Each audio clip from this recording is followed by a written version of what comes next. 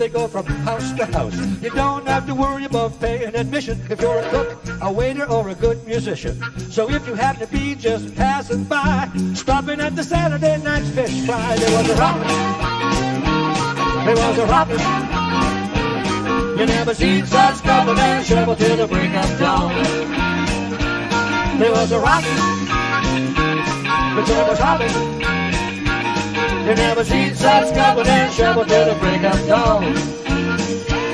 Now, me and the guys, we was hanging around. We was down to the Sugar Bowl and we went uptown.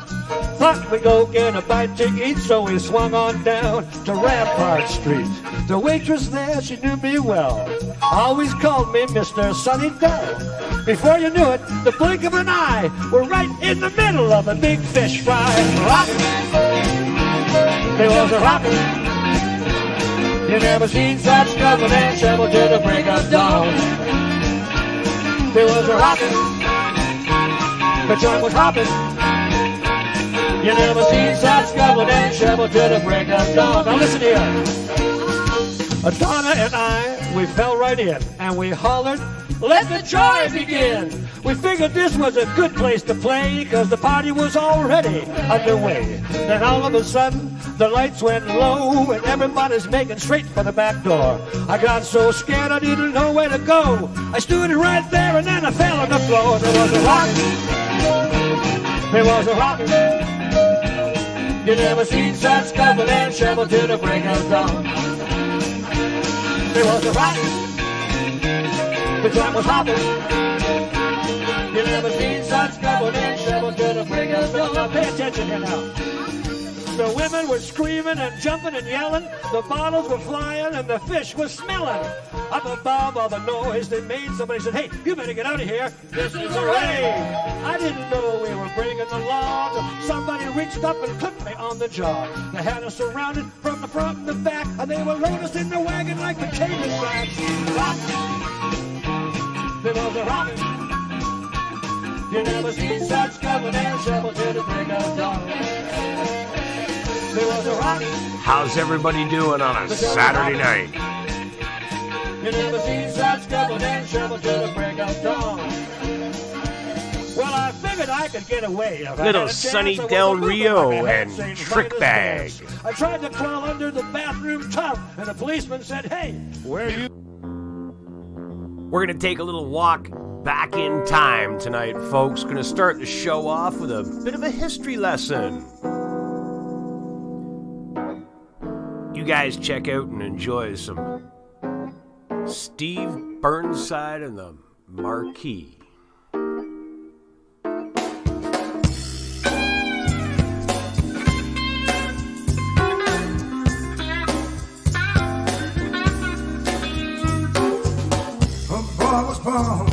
In a hot town, Mississippi, surrounded by four walls that were not pretty. His parents give him love and affection to keep him strong, moving in the right direction. Give him just enough for the city. His father works some days for 14 hours, and you can't believe he barely makes $1. His money goes to scrub the floors for many, and you better believe she hardly makes a penny. Give it just enough, just enough for the city.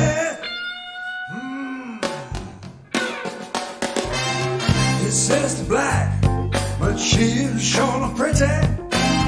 Her skirts are short, but long. In a little while, I got some company coming. Carl Edward Fleury is going to bring us an update from the West on what's happening with the truckers' convoy heading to Ottawa. Just enough for the city. Oh, y'all hear me? Her brother's smart. He got more sense than many. His page is long, but soon he won't have any. Just to find a job is like a haystack needle. 'Cause where he lives, they don't use colored people.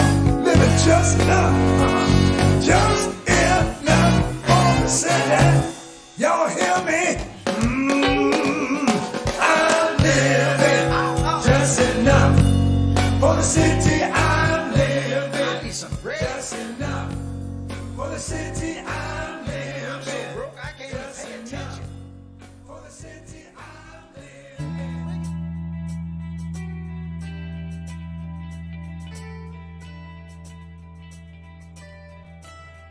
Who needs special powers? The politicians. They're the ones who want special powers naturally, because they're in the power game. And what they can get from Ottawa, they will have more in Charlottetown, in Quebec City, in Victoria, BC. That's the game of politics, power. Of hatred, politics and greed. But I know I wasn't alone when I cried on the day Johnny Cash died. Yes, I know. I remember Harper, when he was governor a few years ago. He was in an interview in Calgary, and he made claim that the federal government is a de facto government, which means it's a lawful and illegal government. One who cared, a heart that big, well, that's... I'm just a frostbitten Canadian boy here to thin the thickness of your skin. Every Saturday night, 9 o'clock, Politically Speaking with Duke Willis, Facebook's only live multicam talk show.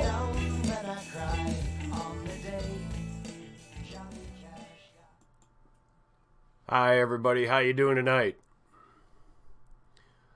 Let's see if I can figure out what's going on here. Why is my computer doing this?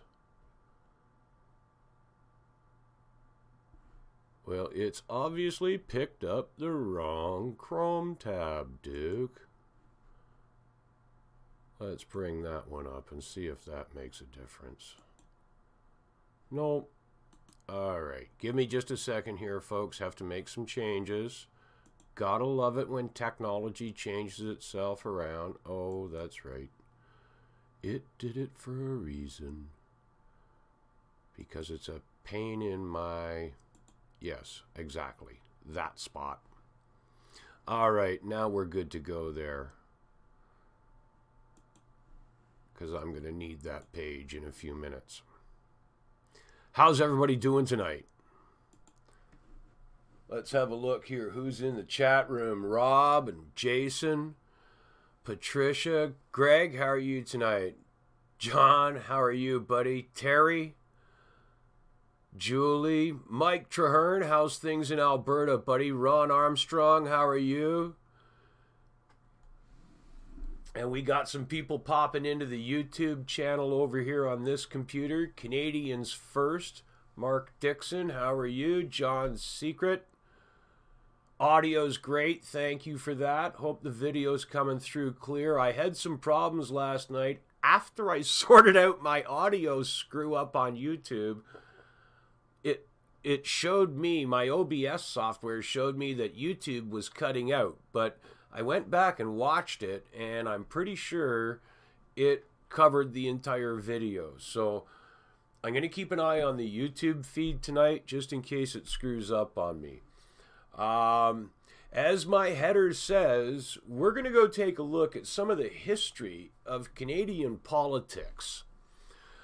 Specifically, we're going to look at how the Yellow Vest movement, and by that I mean the issues surrounding and underlying the referendum initiated by the citizens.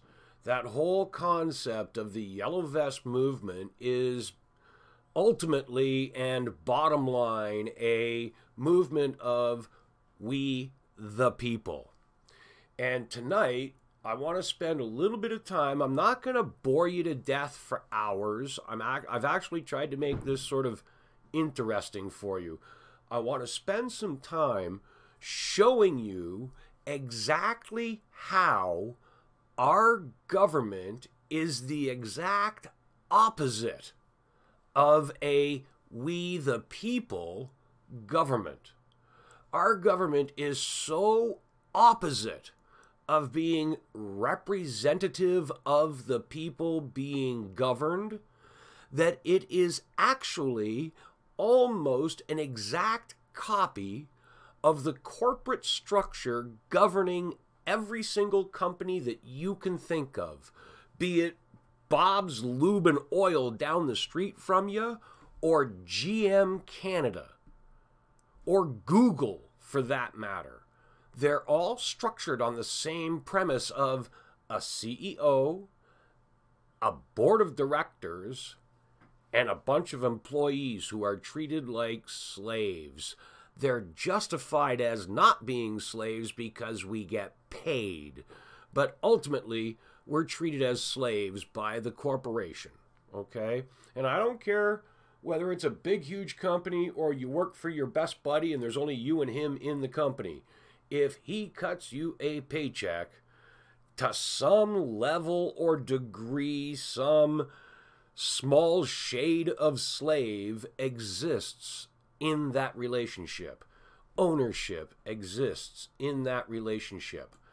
Not an equal relationship, right? There is no equal between boss and employee. There is no equal between CEO and tow motor driver. Okay? We can all agree on that, right? So based on that, a lot of mafia organizations have similar structures. Ed Jamnisek is pointing out that a lot of mafia have very similar structures. Yes, you're right, Ed. It's a military, a executive directorship structure. And I'm going to take you in tonight. I've got a couple of web pages open here, and they're not hard to find. They're Wikipedia pages, okay? So you guys can go find them. I'm going to take us over and show you some of these pages here that I've pulled up. And we're going to start with, once I get it here, we're going to start with this one. Now, this is all about, I got to pull it back up over here.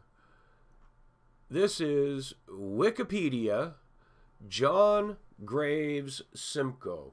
Now, you guys can't see the full page there right now because I've got to, blow it up a little bit for you so that you can actually read it. Otherwise, it all comes out gray and you won't be able to read anything.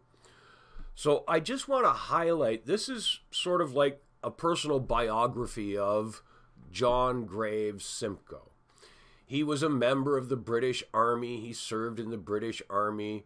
He became Lieutenant Governor of Upper Canada, which later went on to become Ontario, as we all know. And it says that right here, okay?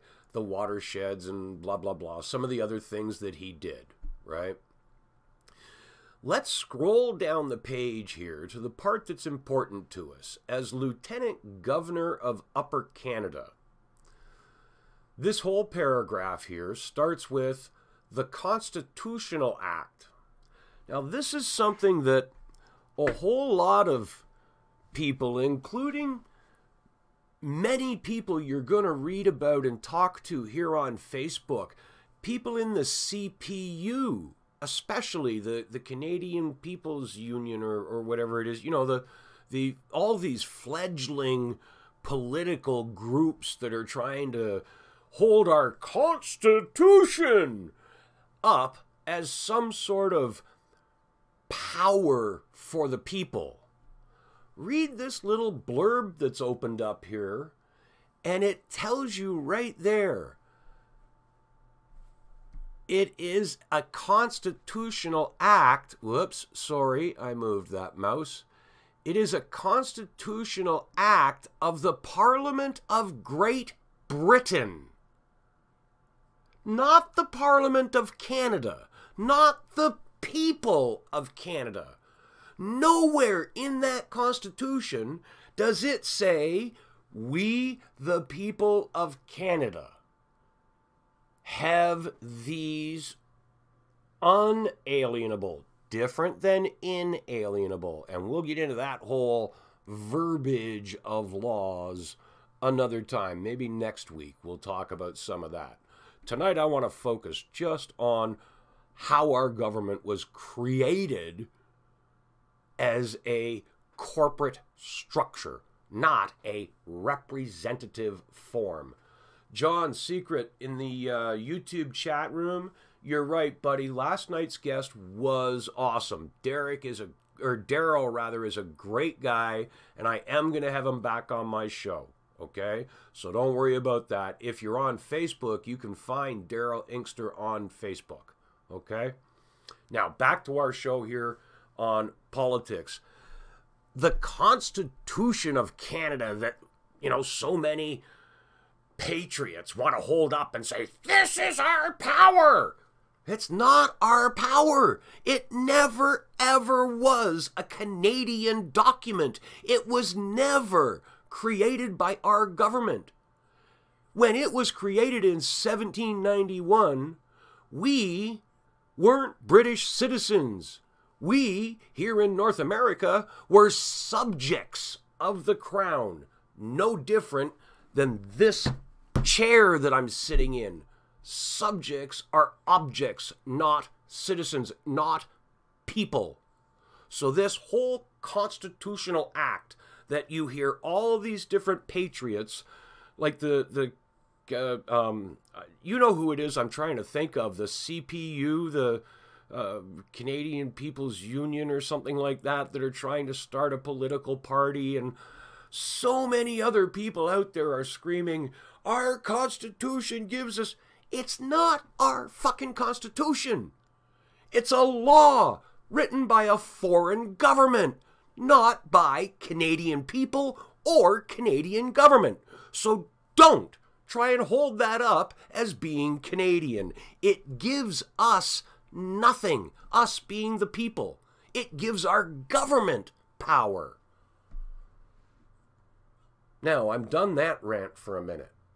This piece here goes on to talk about legislative assemblies and how they're used in different countries around the world. It talks about some of the wars that went on, the American Revolutionary War, the 13 colonies, discusses some of the Mississauga and First Nations give the Loyalist land grants in partial compensation for property lost in the United States. Blah, blah, blah. It talks about a whole lot of other things. Then here is where it starts to discuss what he did as far as creating the government. Whoops. Let's try and keep this to just one line, shall we, Duke? Under the Constitutional Act, a British law, not the Canadian people. Under the Constitutional Act, the provincial government consisted of the lieutenant governor, an appointed executive council. That appointed executive council in 1792 in Niagara-on-the-Lake consisted of 9 appointed gentlemen. All 9 of them were members of the Masonic Lodge number 2, as in the second Masonic Lodge founded in Canada. Lodge number 2 sits on King Street in Niagara-on-the-Lake. You can go on my YouTube channel, scroll down, way back down to summertime, and you'll find 1792, where it all began. That's a video that I shot in Niagara-on-the-Lake, walking you through exactly what I'm talking about here. So, we had a single, solitary, appointed, not elected, executive CEO type lieutenant governor. We have 9 members of the Legislative Executive Council. The Legislative Council consisted of 11 members, and if I scroll back up, I do believe, oh no, it's in the next page that we're going to. The elected members were 11 representatives of the local communities elected by land-owning males. If you didn't own any land, you worked for someone else, you didn't get a vote. You had to be a land-owning male in order to have a vote, and you only got to vote for someone to go and be your representative. those representatives, those elected representatives, anything they brought forward, discussed amongst themselves, and presented to the Executive Council and the Lieutenant Governor, the Executive Council carried the power of total veto. Just, nope, we don't agree, forget it, not happening. The appointed, not elected, appointed Executive Council had the power of veto over the people's elected representatives. Kind of like our current, here in Ontario, you can think of the ministers of health, ministers of agriculture, the provincial cabinet, appointed, not elected, right? And they can control any laws coming into their jurisdiction. Vetoed, done, over, don't care what the people want, we're doing it this way. Sound familiar?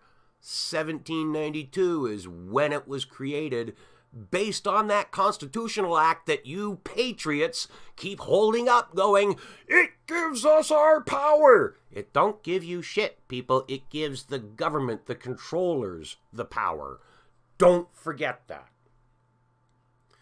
So here we are again with a corporate structure of government in Ontario, where the people are subject to being told to shut up. That was 1792. Let's flip over to this page and we'll take a little closer look at things. Veto, Latin for I forbid, is the power to unilaterally stop an official action, especially an enactment of legislation. A veto can be absolute, as for instance in the United Nations Security Council, whose permanent members can block any resolution, or it can be limited, as in the legislative process of the United States. And I was looking at this earlier. This talks about how legislatures are a government body used in various governments around the world. The lower house.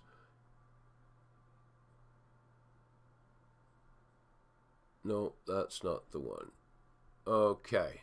Here it tells you the Legislative Council of Upper Canada was the upper house governing the province of Upper Canada, modeled after the British House of Lords. It was created by the Constitutional Act of 1791.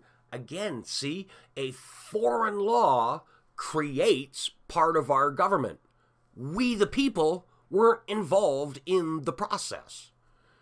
It was specified that the council should consist of at least 7 members. And as I've said, the first one in 1792 consisted of 9 members. That 9-member Executive Council,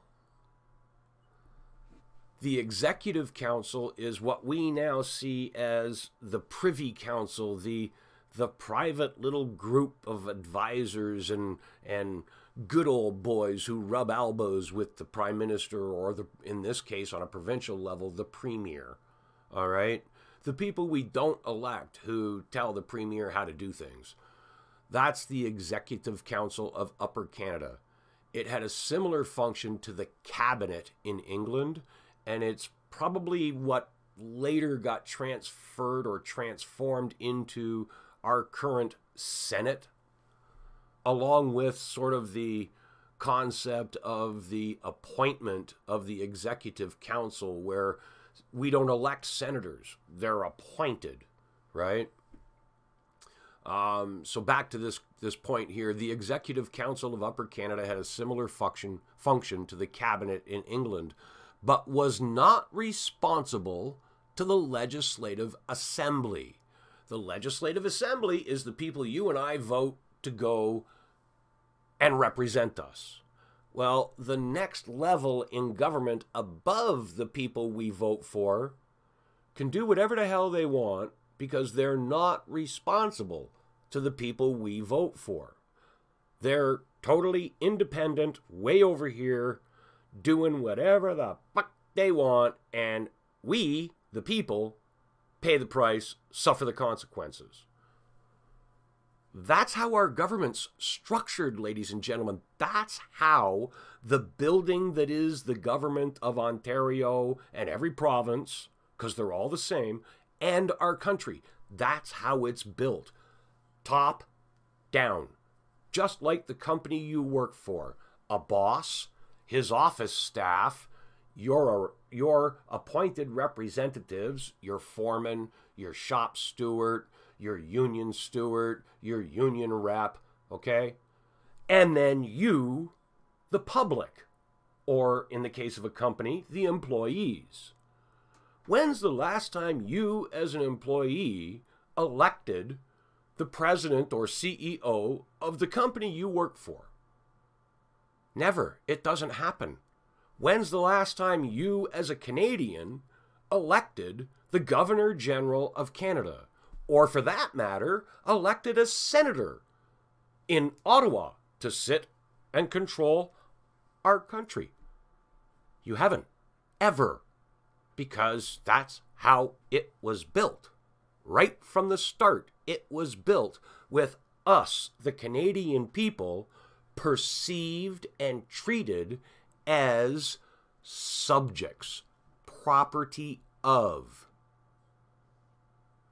The United States supposedly freed the slaves. In 2019, maybe 2020, we Canadians need to free ourselves from the bondage of slavery that the British government put us under in 1792. The British government released us from that slavery in 1901 when Queen Victoria died. And I'll get into that in a few minutes. We're just going to touch on Nephilim films, and that's a whole nother subject that we'll talk about later.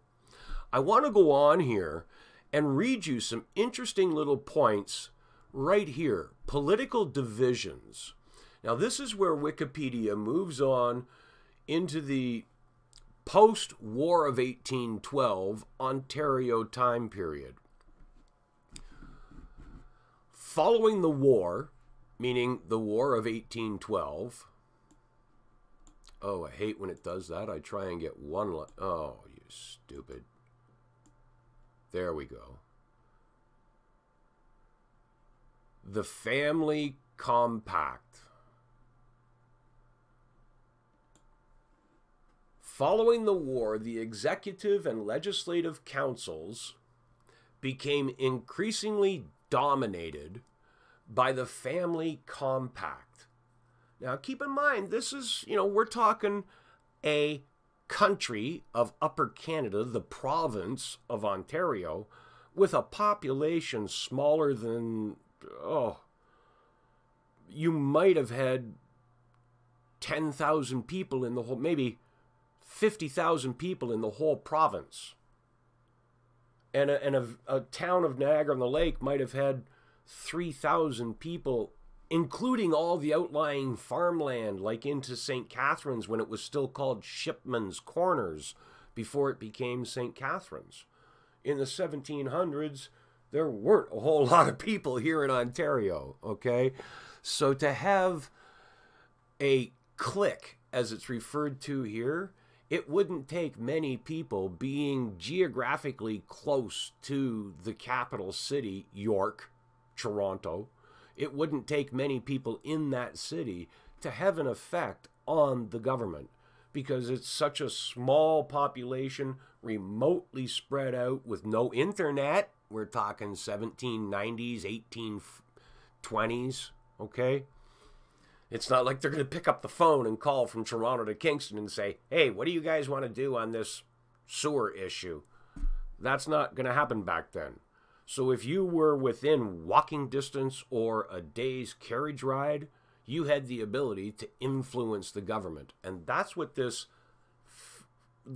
clique, as they call it, of the Family Compact, that's what they did. And it was run or primarily organized by a man named John Strachan and he was a member of the powerful Executive Council of Upper Canada. And remember, we just talked about the Executive Council having veto powers over the elected representatives. So here's a guy with, like, really whacked out sort of strict ideologies in control of the group in the government that controls the group representing the people. Got an idea of how that's happening in Ottawa right now? The very same thing, okay? And the compact was deeply opposed to American republicanism. We the people. 1776 had just happened. They just finished the War of 1812. Of course, anyone British is going to be against anything American. Hell, that went on here in the 1970s. The first time I said to people, well, how come we the people doesn't exist here in Canada? And everybody'd look at me and go, what, you love America that much? Go fucking live there. Well, it's not about being American. It's about being a free society, and a society that has control over its own destiny. And that can't be done unless it starts off with we the people, i.e. the United States. So this family compact that had control over the government through manipulation, they hated the whole concept of we the people, okay? They hated it. They hate the concept of republicanism, where it's a different form. It's not a democracy. It's really not. It's supposed to be a system where the individual representatives are accountable to the voters, and they act inside the government based on what the voters want, not what the Democratic Party tells them to do, not what the Republican Party tells them to do. They are supposed to act in a true republic. The elected officials are supposed to act on the wishes and instructions and intentions of the voters. The whole concept of introducing political parties is another form of division and control put in place by people like the Family Compact. Okay? So right from day one, we have a government structure that's built just like the CEO and board of directors in the company you work for, not representing the people. Then stage two, after the War of 1812, this very, we don't want anything to do with the people, they need to be controlled by us, Family Compact group takes control of the legislative process within Ontario. And 70 years later, from 1812 to 1867, 60 years later, whatever you want to count it, 50 years later, they have enough history and background and knowledge of how to make things happen in Ontario. They take that same process and plunk it into Ottawa on a federal level and learn and know already how to control a non-representational, dictatorial, corporate structure of government. That, ladies and gentlemen, is why we Canadians look at each other and go, why the fuck do I bother voting? It don't mean anything. Because right from day one in 1792, your vote hasn't meant anything. They veto everything we put forward behind closed doors. We don't see them doing it, but it's why the bills and laws that we see and hope are going to get passed never get passed, because they don't have to. They have the power to veto whatever your MPP, or in Saskatchewan or Manitoba, you call them an MLA, members of the Legislative Assembly. What happened in Niagara-on-the-Lake in 1792 is why Ontario is the only province with MPPs, members of a provincial parliament. Ontario actually has a provincial parliament, whereas the other provinces have provincial legislative assemblies. It's a little bit different. It's also why Niagara-on-the-Lake is the only town in the entire country with a Lord Mayor. Governor Simcoe brought with him a declaration from King George III that declared, as the mayor of the first capital of the province of Upper Canada, you shall from this day forward be referred to as His Honor the Lord Mayor, and shall during your tenure be named as a member of the House of Lords. So every man or woman that gets elected as mayor in the town of Niagara-on-the-Lake is officially a member of the British House of Lords. La-ti-da. There you go. 1001 useless facts that you didn't have when you woke up this morning. Thank you very much. I'll send you a bill tomorrow. This also goes on to talk about the Upper Canada Rebellion, the Louis Riel Rebellion. And again, this little clip right here uses a word that I think many of you should go and Google. Just go, just go check out the word oligarchic, okay, or oligarchy. An oligarchy is a group of people who collectively control things. Kind of like, even though communism in Russia is a perfect example of an oligarchy, we think that Putin runs Russia. Putin is merely the face, the figurehead. He's the max headroom of the Russian oligarchy known as the Politburo, okay? The bureaucracy that runs Russia. Putin is merely the max headroom, the face of that. And it's because he does what he's told, and yes, he has influence, but basically he's the good poster boy, okay? And the people of Russia like him. It's how they keep the snowball of communism moving forward. As an offside note, I would highly suggest that you spend some time and read a book called An American in the Gulag, the Alexander Dolgan story. It dates back to the early 1970s when it was published. I read it as a teenager. It was a good 2-inch thick hardcover book about, yay big. Good 2 inches thick or so. It's a good hefty read. And it's all about the son of an American diplomat. And I forget which Russian president it was that they changed, like power changed. One died and another one took over. And I think it was... anyhow, I forget which ones it was that took over. And when the new Russian leader took over, they didn't like the U.S. And this diplomat's son was picked up by the KGB and sentenced to life in Siberia.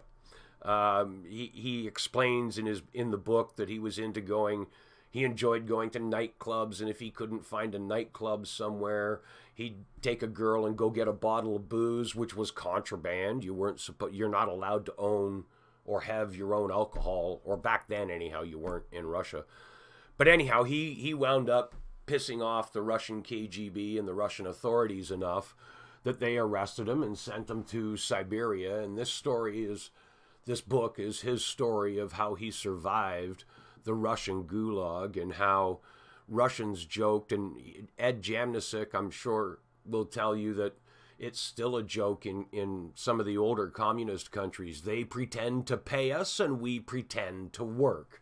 That's kind of like how they survived in the gulag in forced labor camps in Siberia.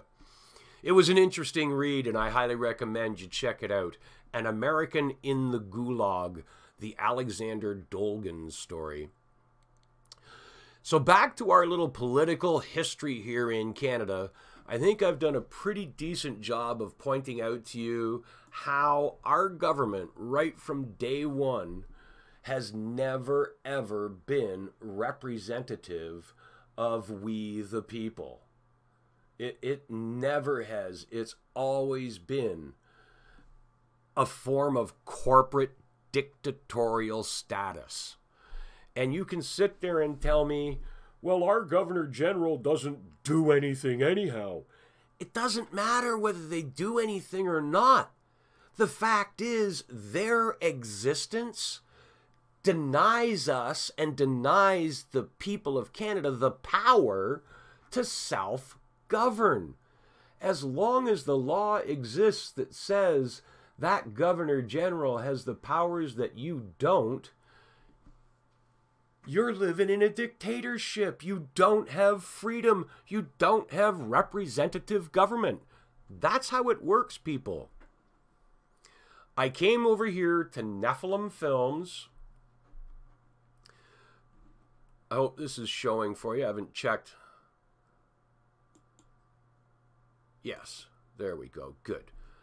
I've come over here to Nephilim Films because I want you folks, I just want to take you for a quick little walk through here. You need to come check out this website. There's some videos on here. There's all kinds of information. You can see down the right-hand side of their page here. These are different interviews. The ones that are on that channel are ones that I've actually taken clips from that you'll see in some of my videos. While you're on the page, on their home page here, I strongly suggest you click on the current project, scroll down through, and check out some of these different links, okay? The link for the timeline is interesting. It highlights some of the features in our Canadian history where we're told one thing and the reality is something different. This is the Walter Cool letter. I've spoken about this. Walter Cool was a gentleman who wrote a letter to René Lévesque. Walter Cool was a member of Parliament, a federal member of Parliament from out west. And when René Lévesque was busy doing his Quebec wants to separate referendum deal, Mr. Cool sent him a letter saying, you don't need to separate. You merely need to hold a constitutional convention and form your own government.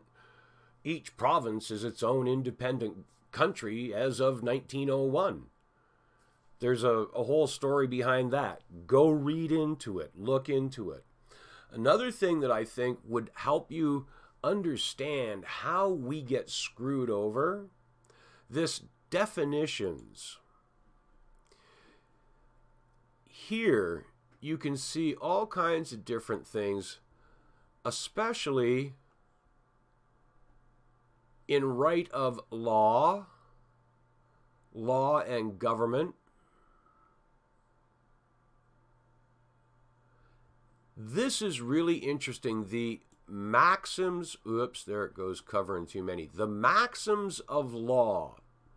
And I've talked about this where here in Canada, and they have actually a section that will take you to the Definitions Act, the Canadian Definitions Act, which I don't care what Webster's dictionary tells you when it comes to Canadian law. There are a number of law definitions, and then there's the Canadian Definitions Act, which explains the use of words outside the legal use of them. Things like the word include. If I told you that two of us shoveled the sidewalk today and it included me, well, just because I said there was two, I'm only telling you about one, me. So by including me, I'm excluding any other names. If you, and that's one of the definitions in the maxims of law, the inclusion of one is the exclusion of others. That's why all these anti-blasphemy laws and Islamic M103. The legislation and the wording says includes Islam, meaning it excludes all others. Go read the Ontario Islamic Party's mandate, their platform of policies, and see how many times the word includes is used. Because the word includes only refers to the items listed after that. Today's baseball game included Tommy, Timmy, and Johnny. Well, those three guys must have played every single position in the infield and outfield at the same time, because according to what I just told you, those were the only three guys playing baseball. There could have been 30 others there, but because I didn't list their names and I used the word includes, it includes 1, 2, 3 people and excludes all the others. Next week, I'm going to show you a definitions of Canada for the word province of Canada. And the Canadian law says it includes the Yukon, Northwest Territories, and Nunavut. That's what Canadian law says. So, Canadian law says the word includes means it includes those three and excludes all the others. Therefore, according to Canadian laws, the name Canada does not include British Columbia, Alberta, Manitoba, Saskatchewan, Ontario, Quebec, and all the rest of the 10 provinces. That's Canadian. Written, government, processed, government approved. This is what your Supreme Court of Canada has to act on according to these words, to these legal definitions in the Canadian Definitions Act. The other thing I wanted to point out to you here today, and this is on the Nephilim Films website, the difference between unalienable, oh, I hate when it does that, unalienable rights and inalienable rights. Unalienable rights cannot be denied. They're natural.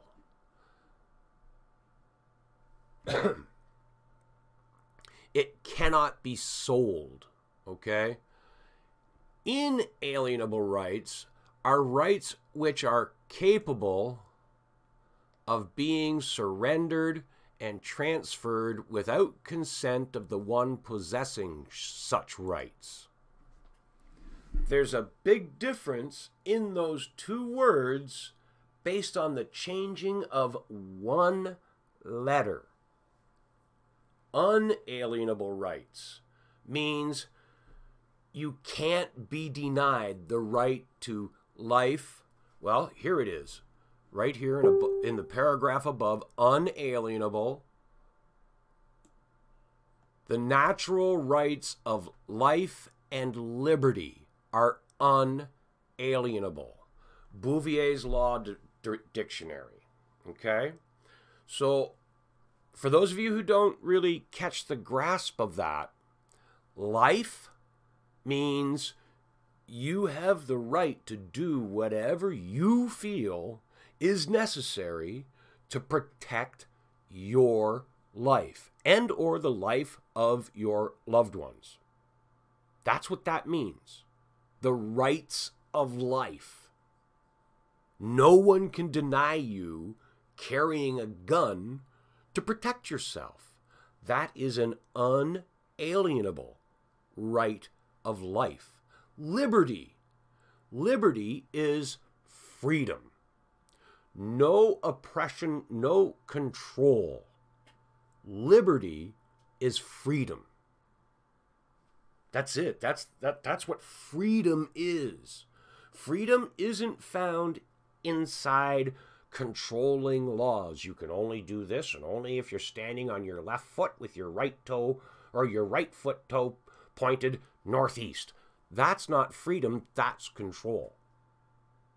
You can't have a beer in your backyard because somebody could phone and tell the cops that you were driving your car 20 minutes ago, and unless you can prove to the cops that you haven't been driving for 2 hours, you can get charged with DUI right in the lawn chair in your own backyard.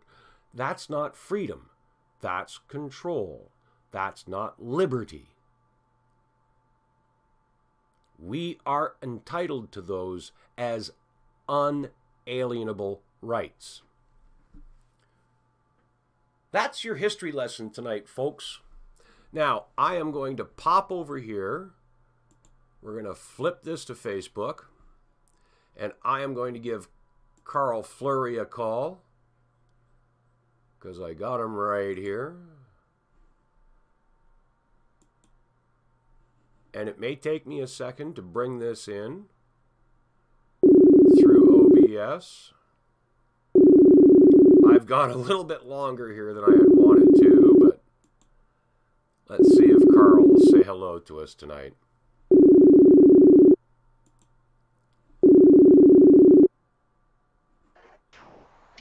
Hello, hello. Good day, sir. How are you?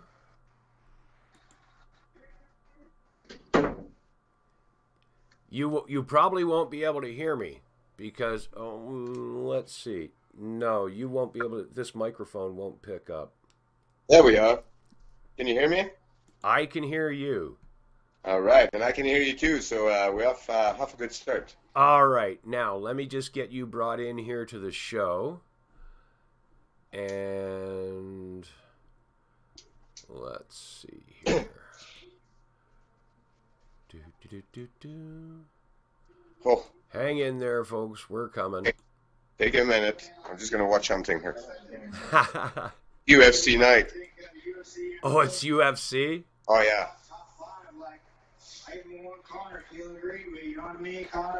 Yeah, it's pretty well the only thing that I love in this lifetime. I'm always available, yes. All right, I'm just getting your camera set up. And I'm going to copy this one over here. Bear with me, folks. We're almost ready. We're almost there. We're almost to Ottawa. Oh, yeah. Not quite yet, but we're getting there. Oh, we're getting there. We're going there with a bang. There we go, Carl. You're on now. Say hello to everybody. Hello, everybody. Hello from the West. And I hope you guys are not freezing your butt like we're freezing our butt here in the West. It's been like pretty cold. I heard it's pretty cold everywhere. So. Yep, it is. There's a really nasty spell coming through southern Ontario right now. There's a, what do they call it, a Colorado low or something like that, pushing its way through south of us through Pennsylvania, and it's sucking down a whole bunch of cold air from northern Ontario, and down here in the south, we don't like it. No, we don't like it here. I mean, I don't really care how they call it. All I know is what it does, and I don't like it. I just call it butt freezing weather, and I don't want any of this crap. I guess in Quebec it was minus 41 too there this morning. So good for them. Good for them, yeah. A friend of mine lives in Hamilton, which is about 25 minutes down the QEW highway from here. Oh yeah. And we have maybe, I would say right now, probably 4 or 5 inches of snow on the ground, which is our first snowfall all winter. Really? Yeah. We've had a light dusting here and there, but I had green grass yesterday afternoon. Nice. Well, at least you won't have to cut the grass anymore with that first snow. That's good. Well, my friend in Hamilton today posted a picture. The top of the little square table out on her patio had over a foot of snow on it. Hamilton is just getting dumped on half an hour away from here, and we're getting snow, but nothing like that. Well, it's been coming pretty steady here, and yeah, like today we had like some serious wind, really freaking chilly on a willy, and a whole bunch of snow. So it just kind of started to slow down now, and it's supposed to be cold for quite a few more days. But hey, let's get back to the news. Let's talk about the Convoy.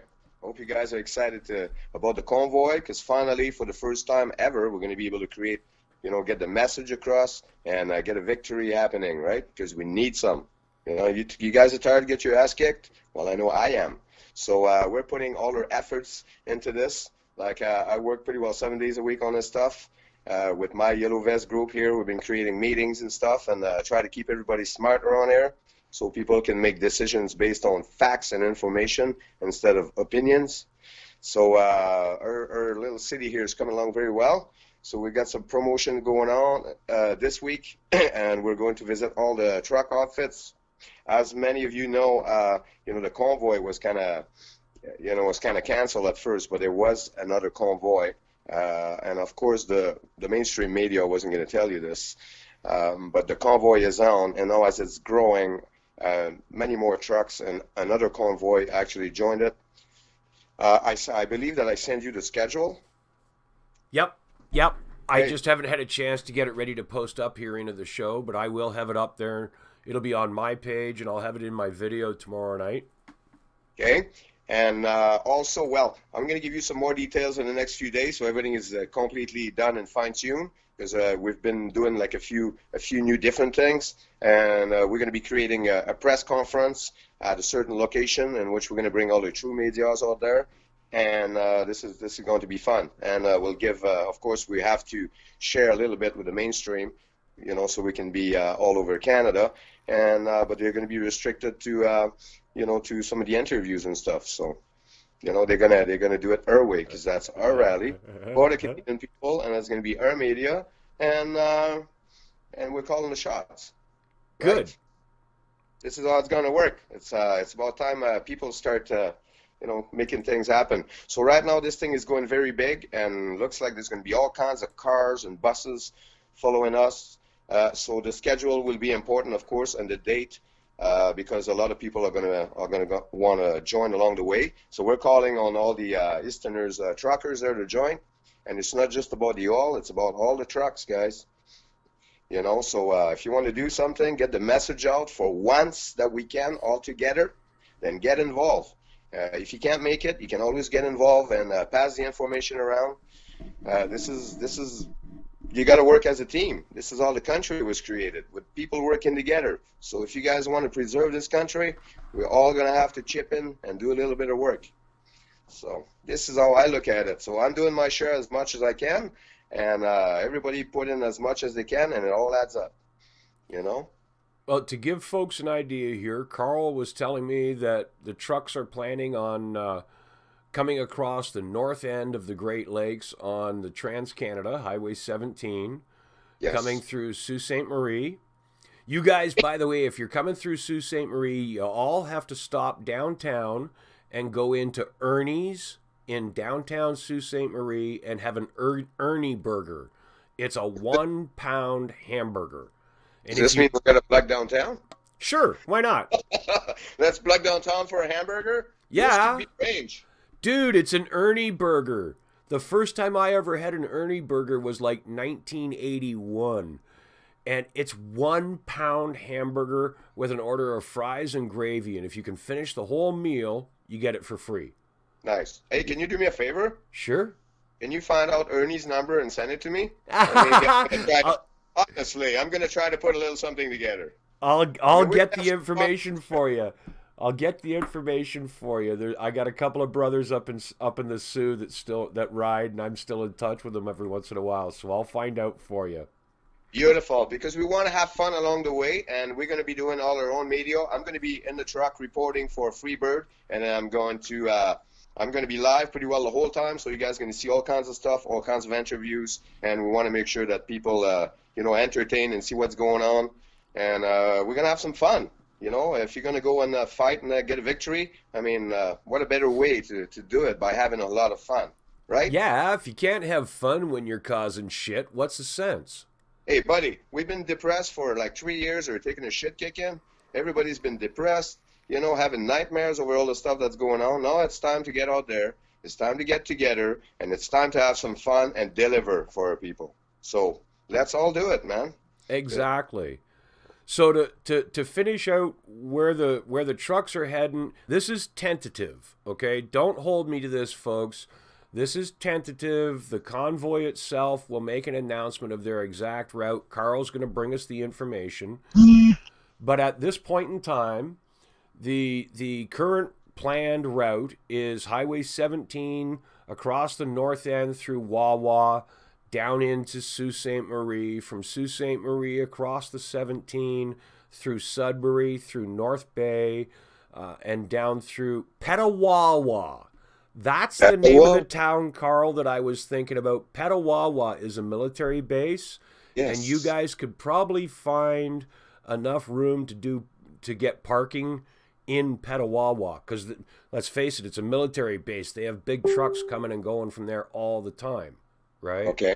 That's a great idea. And that's right on the 17. Carl and I talked earlier tonight, and I couldn't think of the name of the town up there that might be big enough for a large number of trucks to have parking space. And it just came to me a few minutes ago that it's Petawawa.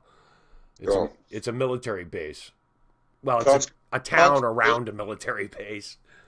Yes. So I'll have some chit-chat with some of the organizers there, because they do have some stuff, I do have some stuff, and we've been working on different things and putting things together.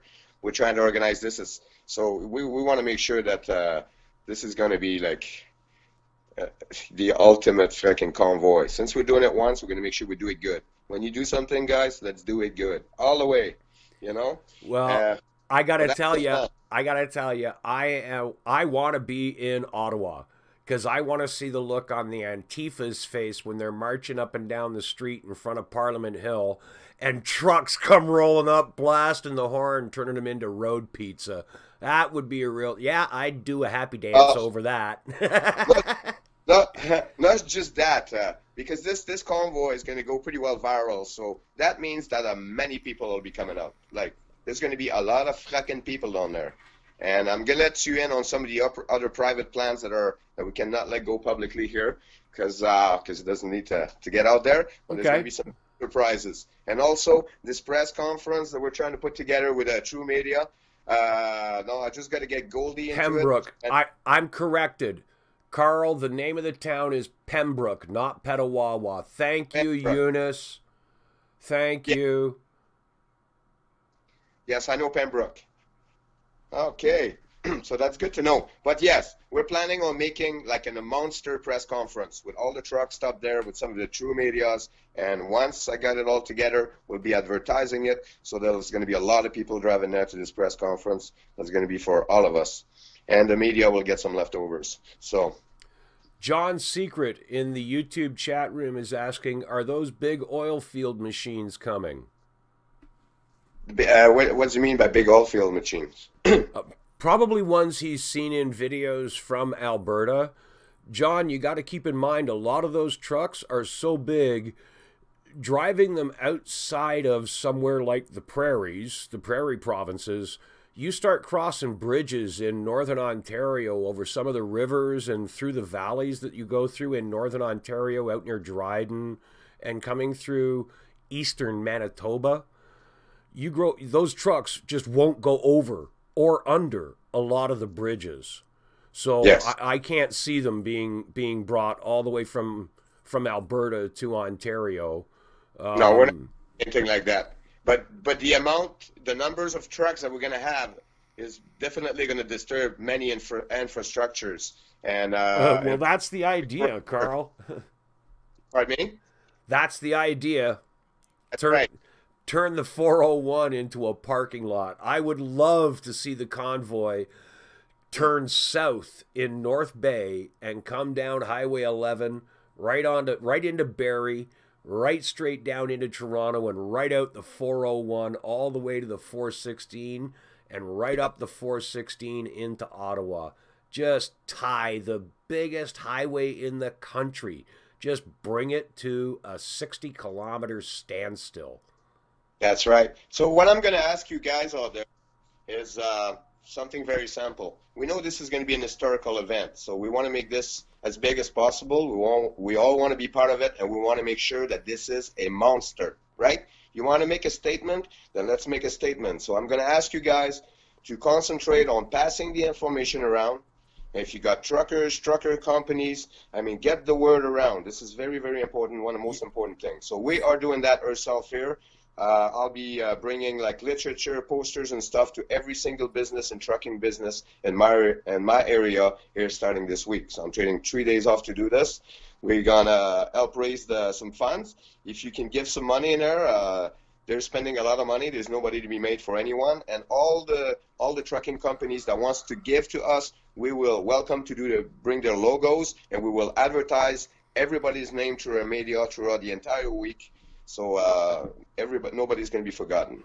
So let's make sure we get a lot of people involved with this, because this is one big shot that's very important for us. Yeah, and now, folks, I want to point out here, when Carl says if you know somebody with a trucking company, even if you, let's say your husband drives dump truck and you know there's 4 other dump truck companies in town, write out a little letter that just something even 2 sentences long. Are you aware of the trucker convoy? Here's how you can find out. Stick it in an envelope and drop it off to the secretary of your local dump truck company, your local cement truck company, your local FedEx drivers. Walk by and hand it to them. Yes, talk to everybody every day. Talk to the boss's driver. Talk to the veterans. Talk to everyone. Make sure you say the word to everyone until that day comes. We're going to do this all over Canada, and you're going to see so many more people joining, and you are going to get your day. But, you know, we cannot do this alone, and it's going to take all of us, the people, to fight and get a statement going on for this country. So get involved. And don't try and tell me, oh, I'm too shy. I couldn't walk into a strange business. Well, then go put on a burqa. Because either you stand up and make a fucking difference in this country, or you bend over, get ready to get boned up the ass by your New World Order, one world government Trudeau, and start putting on a burqa. Okay? Because either you make a difference or you don't, and things get worse. That's where we are in time. That's right. That's what 2019 is, ladies and gentlemen. It's shit or get off the pot time. You're about to enter the twilight zone, people. You know? You know what I mean? So, yes, this is all in your hands, guys. I mean, many people across this country have been instigating, doing a lot of hard work to make this happen, and the rest is yours. And it's a combination of just a tiny bit of work from everyone. I mean, I would like to see people scrape their ass off Facebook and quit fucking whining and bitching about everybody else and fighting among each other, because when you do this, you're doing exactly what he wants you to do. I'll tell you what, I'll put a challenge out. I dare all of you to prove to me that you're not fucking keyboard warriors. Yes. Yeah, go ahead. I'm not a keyboard warrior, Duke. I'm a patriot. Well, get off your fucking ass and go prove it. Prove it. Send me a motherfucking picture. That's right. And I'm going to tell you what. You know who I am? I'm a black sheep. And you know what black sheep do? Black sheep, they educate, they inform themselves, and they fight. Do you want to be a black sheep or do you want to be a white sheep? The white sheep is only going to whine when there's no fucking green grass around and they keep on bitching. But you got to be a black sheep to go make sure that we go get that green grass again. So be a black sheep. Let's go. This is serious stuff going down. Be a black sheep, motherfuckers. Guys, you know, I'm looking forward to this victory for everybody. And, you know, like many of us are working like really hard to make this happen, making huge sacrifices. And we're doing this all for you. So help us help you. Okay? We're doing this. Like our kids, if we don't get this done, our kids, this generation, are going to be like some pretty serious slaves. And that's going to be our fault. So don't blame it on the government. That's going to be our fault because we did not look after what we were supposed to look after. You cannot ignore the problem. And, you know, even if you walk around ignoring it by thinking that you're going to survive it, it's just not going to happen. So let's join forces and let's be Canadians. That's how Canadians fight. And let's get the job done. Okay? Let's get it done. Because me, I ain't stopping. And regardless of the people that stays beyond and don't want to do anything, we're going to get the frickin' job done anyway, okay? I guarantee you that. So let's be in there. That way you can celebrate and you can feel, like you've been part of this thing, because this is going to be great. Okay, that's folks, pretty well like you guys. Even Other if than all I love you, and I want to see you guys. I don't want to see you guys being overwhelmed over all these issues that keep coming at us every day. They were meant to distract you, because in the meanwhile you're sitting there freaking out. You're not doing anything, right? So let's do something. It's already gone. This is going to be the biggest thing that's ever happened in Canada. Don't you want to be part of it? Don't you want it to happen? Then it's all in your hands. So let's go. We're less than 3 weeks ago, and I'm fucking excited. And so I'm going to give you some more details in the next few days, and we're going to make this fun in the same time. So we're going to get her date. Yeah, so Carl. You guys tired of getting beat up? Well, I am. Carl, we're going to keep this line open. Anytime you've got new news to share with people, I don't care what day of the week it is, let me know, and we will take it live on Facebook and on YouTube. Whether it's a Tuesday night or a Sunday afternoon, you let me know. We'll keep we'll keep the people informed. And I share this out.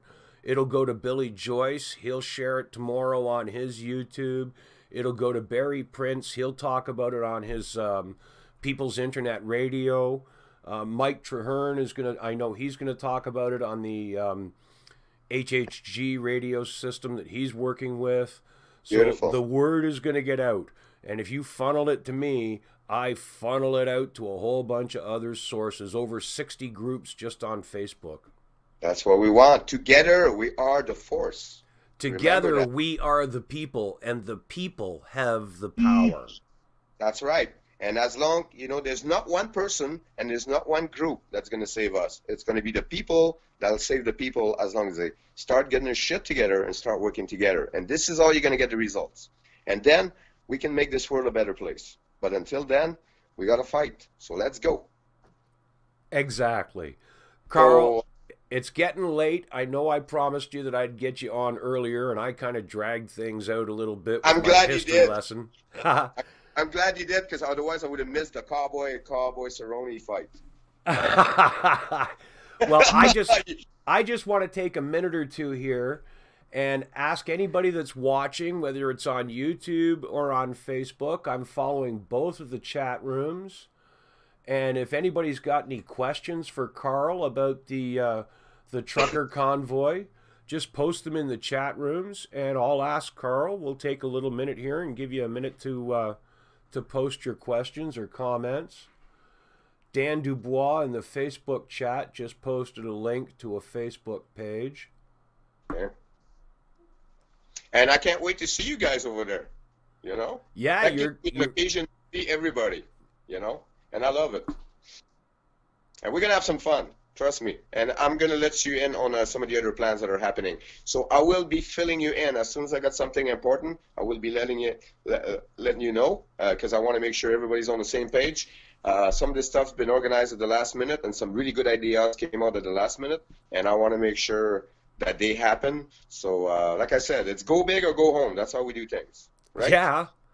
Yeah, so. All or not at all. That's the only way to do things. Yeah, man, do or die. Yep. I grew up as a kid with old school grandfather, old school parents, and I was taught it doesn't matter whether you're shoveling horse shit in a barn or polishing diamonds for the queen. You do the best job you can do. You give it all that you've got. That way no one can turn to you and say, you fucking slacker. Whether it was a good result or a bad result, whether you're 5 years old and you cleaned the stall and it looks like a 5-year-old cleaned it, if you did the best you could do, no one has a right to bitch at you. That's right, man. And that's what I'm like. And when that boils down to go big or go home. All or not at all. Do the best or don't do a fucking thing. And if you're not going to do anything, do me a favor. Quit fucking whining, okay? Because I'm tired of people that are whining, bitching, and attacking people. Actually, a lot of people, even like myself, you, and many of us that are really working hard and making lots of sacrifice, constantly get attacked by our own gang. It's like, man, get it together. Like, you know, it Yep. doesn't, you know, it Okay, doesn't we- help the cause. You want to help the cause? If you got a bitch, just don't tell us. We don't want to hear it, man. We're on a positive run, and we want to keep it positive, and we only want to hear positive things. So positive grows when you're surrounded with positive energy. That's all you're gonna get, and that's all we need.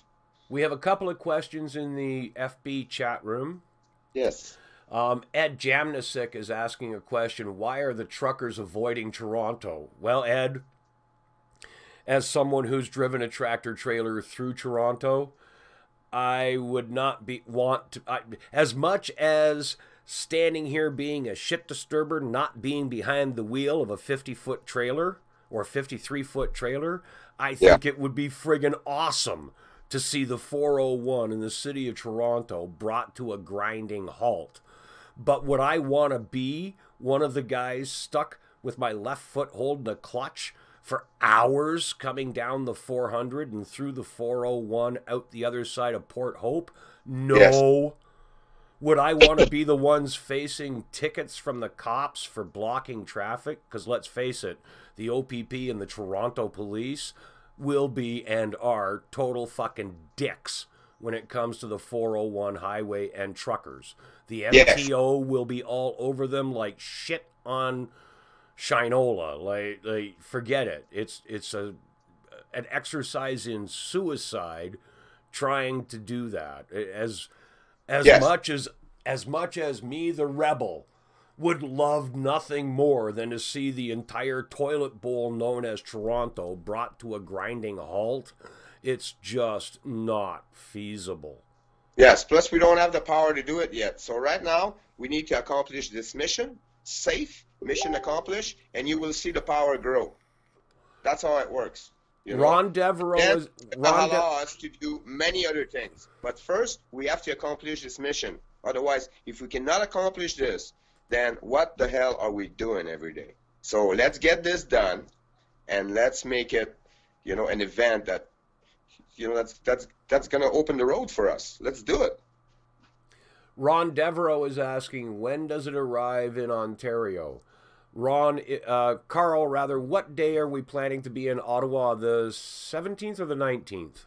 I think it's 1920 or something. So I'm going to have everything done. You've got the schedule there, and then I'm going to have like fine-tooth comb details in the next few days before the end of this week. In the next few days, you're going to get everything. Because we only got so much time to do it. So we're working really hard to make sure that everything is done to a T.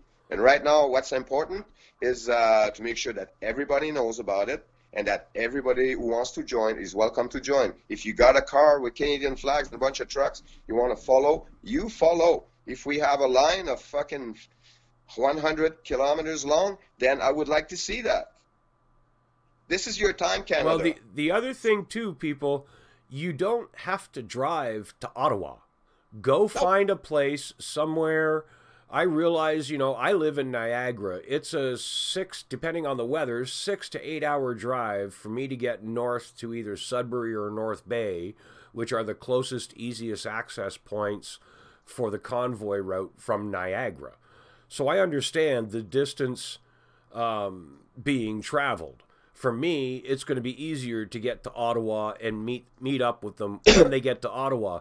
But if you live in Swift Current, Ontario, northern end of Manitoulin Island, go up Highway 6 into Espanola and stand on the side of the road waving a Canadian flag as these trucks go by. If you're up in Wawa or Chapleau, where the 17 comes around the north side of Lake Huron, stand along the side of the highway, find an overpass, stand on the highway, wear a yellow vest, wave a Canadian flag. Even if it's just 15 minutes, these guys need to know that you are there supporting them. That's right. If you've been out on the streets locally doing yellow vest protests, you know that rush you get when somebody honks the horn for you? That, yes, I'm out here for a reason. Go stand on an overpass as these trucks go by. Send them a message on Facebook. Do something, because to them, you are the people honking the horns while you're out doing a protest. Yeah, they're honking it. And better than that, once you see the schedule, and I'm going to keep everybody updated through the media throughout the entire course of this thing. So you're going to know when all the convoy arrives in each one of these towns and where our location is going to be. And I invite everybody to come down and meet us with flags, and we will do a press conference on every one of them if you guys want to come down. So show your support, make this big, open your mind, come up with some ideas. We're welcome to ideas. And make sure, yeah, the Ernie Burger sounds pretty good to me. So we're gonna do a little something about that. So let's think outside of the box and let's have some fun and let's do this for our people, okay? So let's all chip in. And I promise you, you guys are gonna fucking cry of joy when we're done. That's why we want to reach the goal. So let's go, okay, guys? So I will talk to you guys sometimes this week. I'll let you all go and you know, stand on guard for thee people. Don't just sing it, do it. I'm just reading some comments here in the YouTube chat. John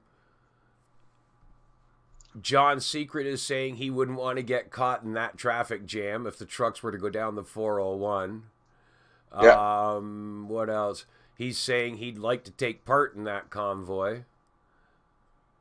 Well, we will give details, and you can join in some places if you like to. We invite everyone. I mean, we invite you know, yellow vest group, pink dress group. If you want to be naked in your truck, we don't care. Come as you are, as a Canadian citizen. Okay. Wrap your ass in a flag. We don't care. That's right. And I'll tell you honestly, folks. 15 years ago, I dated a girl from North Bay, and every month well, you laugh, Carl, but every month I made the drive up from Niagara to North Bay. And I can tell you, if you're not in a rush, if you relax and take your time, in the winter, especially northern Ontario, and I'm talking when you get north of like street lights, okay? It is some of the most beautiful country in the winter. It's like picture postcard country scenes as you're driving up Highway 11 heading to North Bay. If you think to yourself, hey, they're coming through here and the wife and kids and I could use a couple of days away, book yourself a hotel room in North Bay, hop in the car, take a nice leisurely drive north. Go experience Northern Ontario in the winter. If you've never been up there in the winter, it really is amazing. It'll blow your mind away. Yeah, man, Ontario is beautiful. I've done that trip so many times, going from Alberta to Quebec, where I'm from, to my folks' home on the north of Quebec, and I mean it's just beautiful, man. It's unreal. Ontario is so beautiful. Oh, you get away from the concrete jungle of southern Ontario, and Ontario, the province of I almost said the country because in my head it's the country of Ontario. And the corporation, right? I almost said the country of Ontario. But once you get outside the concrete jungle of the 401 Southern Ontario corridor, this is a beautiful hunk of real estate. It really is. Canada in general, just the whole country is gorgeous. I've traveled all across it. But Ontario, for anyone who's never been up north in the winter and you're looking for an excuse, February 16, 17, 18, 19, sometime in around then, this convoy is going to be coming through the Sault Ste. Marie, Sudbury, North Bay area, heading to Ottawa for the 19th to 20th, eh, Carl? Yes. And you know, this land is beautiful, and this land is yours. It's yours and mine. And if you don't look after protecting it, I mean, they're going to sell it all, and it's all going to be part of the corporation. Under the Constitution, I mean, you're a part owner and shareholder of the Canadian Crown. Don't you forget that. This is all yours. Canada Post, the Air Canada, the frickin' the trains. This is all Canadians' people property. So, you know, do you want to let this go? No, this is all ours. And all possession is 9/10 of the law, and there's more of us than there is of them. That's right. So, I mean, do you want to get a bunch of people who hijack the place, turn it into a corporation to own everything you have, and then you're going to fund the ones that persecute you until you're no longer? I mean, it's your choice. I mean, we have all the power we have the biggest power ever, and the only way to have that power is to be on the same page and be united and have the same goal, which is to make Canada again. To make it into the lie that we've been led to believe it was. That's right. So the truth is coming out, and you know what? The truth always ends up coming out and spoiling the party. It always does. So let's help the truth come out in numbers, and we're just going to have some fun. I've got a couple of comments here. Ron Devro was asking when this is, and Blue Apple in the YouTube chat says, I thought this was happening in May. No, gentlemen, it's happening next month, mid-February. Red Deer. Pardon me? February 14. We're leaving Red Deer. So this is happening within 3 weeks. So we got to get on it. Yeah. I'm on it. I want everybody else to get on it, and let's make this happen. And you're going to get your day. There you go, folks. February 14th, they're leaving Red Deer, Alberta, heading for Ottawa. I will keep you posted. Carl will keep me informed when he's got news to bring to you. I don't care what day of the week it is. It doesn't have to be one of my 3 shows during the weekend. When this man's got news that you need to hear, I'm going to bring it to you. And I'm going to share it out to all the network and all the groups that I've got going right now.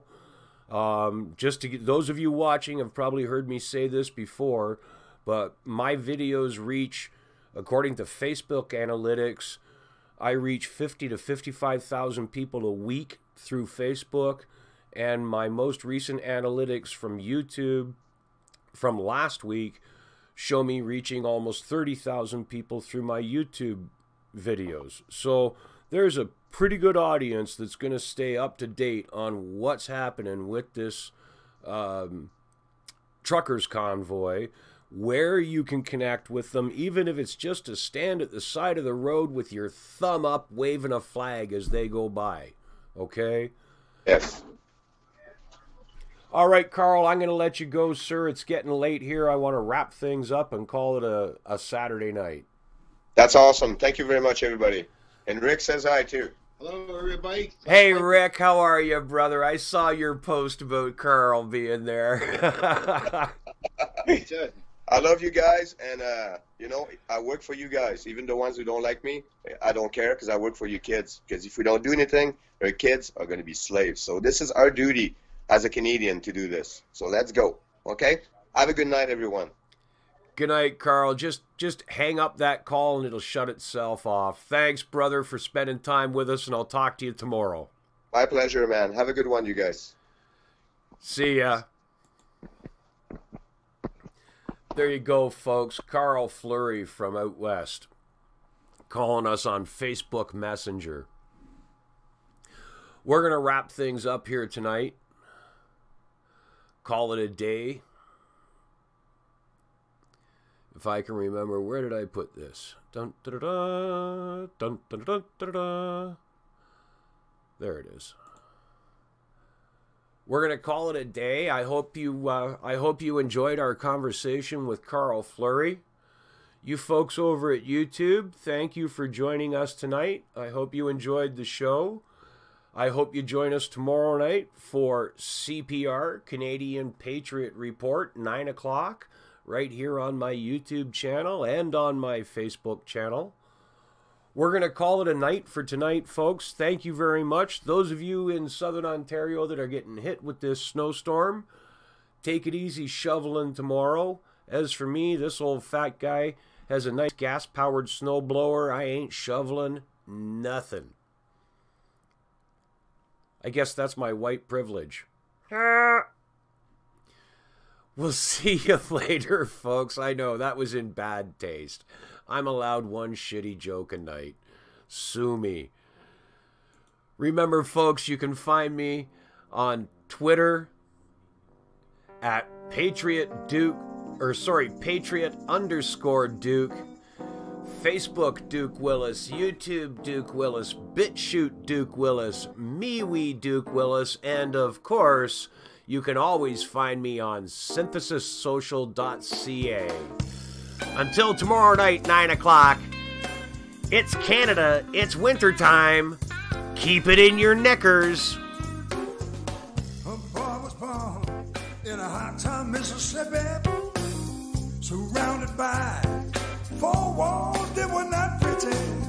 His parents give him love and affection just to keep him strong, moving in the right direction. Give it just enough for the city.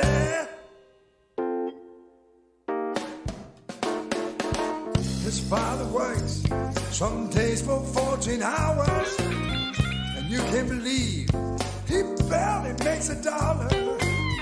His money goes to scrub the floors for many, and you better believe she hardly makes a penny.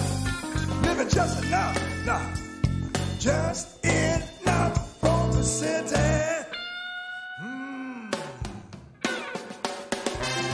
His sister black, but she's sure and pretty. Her skirts are short, but Lord, her legs are sturdy. Just to walk to school, she's got to get up early. Her clothes are old, but never are they dirty. Living just enough, just enough for the city. Oh, y'all hear me? Her brother's smart, he got more sense than many. His past is long, but soon he won't have any. Just to find a job is like a haystack needle. Cause where he lives, they don't use colored people. Living just enough, just enough for the city. Y'all hear me? I'm living just enough. Sunday nights at 9. Facebook, Duke Willis. YouTube, Duke Willis. CPR, Canadian Patriot Report. Bring it down just enough. Bring it down just for the city. I'm living just enough for the city. I'm living just enough for the city. Oh, Lord, what am I doing here with all these drugs in the streets and the kids with guns and the drive-by murders? And my electricity had been turned off. My gas don't burn no more. And my water has stopped flowing. And I can't find a job nowhere. And my poor family is cold and hungry. Oh, Lord, why hast thou forsaken me? It had long. His feet are hard and gritty. He spent his life walking the streets of New York City. It almost dead from a breathing in air pollution. It tried to vote, but you know that's no solution. Living just enough, just enough for the city. Y'all hear me now? I'm living just enough for the city.